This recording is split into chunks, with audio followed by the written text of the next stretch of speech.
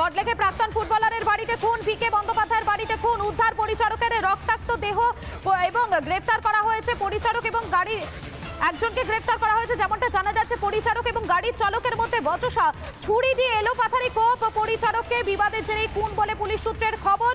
এবং প্রাক্তন ফুটবলার পিকে ব্যানার্জির বাড়িতে এই ঘটনা, অভিযুক্ত গাড়ির চালককে গ্রেফতার করেছে পুলিশ।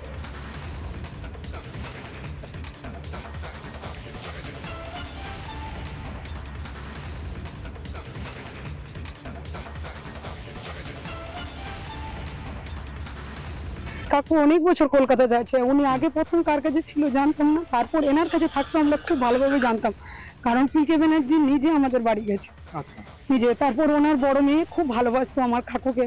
উনি এমনকি আমার বাবাকে ডেকে টাকা পর্যন্ত দিত, কাকুর স্যালারির টাকা। উনি বলতো পেট্রোল পাম্পে কাজ করতাম, বাড়িরও মানে ছেলের মতো থাকতো। হ্যাঁ, আনমের টাকা পয়সা যে কেন্দ্র করে বিবাদ, ওনারা তাহলে এত বছর ওকে কি করে রেখেছে?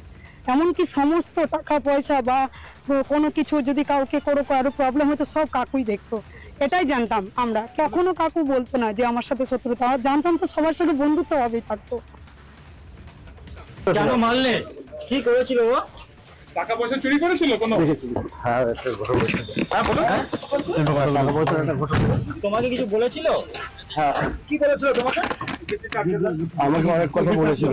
টাকা চুরি করেছিলে? না, আমি ওপরে যাই না, আমি ওপরে যাই না, তারপর ওরা যায়। আচ্ছা, চুরিটা কি আপনি নিয়ে এসেছিলেন রান্নাঘর থেকে? না না না, আমি নিয়ে এসেছিল। ওই নিয়ে এসেছিল। অরুণ নিয়ে এসেছিল? না, গোপীনাথ ওই নিয়ে এসেছিল। আচ্ছা, তারপরে কি ওর হাত থেকে আপনি নিয়ে ওকে মারলেন? না, ও আমাকে আগে গলায় মেরেছে। গলাটা দেখি। আচ্ছা, আপনাকে গালিগালা করেছিল? হ্যাঁ হ্যাঁ, হ্যাঁ। अच्छा, अक्षय कुमार दिया। वरुणा के साथ गोपीनाथ का कोई पहले कोई झमेला हुआ था, कुछ ऐसे कुछ हुआ था? ऐसा कुछ 2-3 जो है मासी काम करता है और 2-3 जो है स्टाफ था। ऑनर का हमको नहीं पता, वो कभी आता है कभी जाता है, वो सब हमको बातें करते थे, वरुण बातें करते थे। कभी कभी हम जैसे निकलते थे तो दिखता था तो हाय हेलो, बस यही।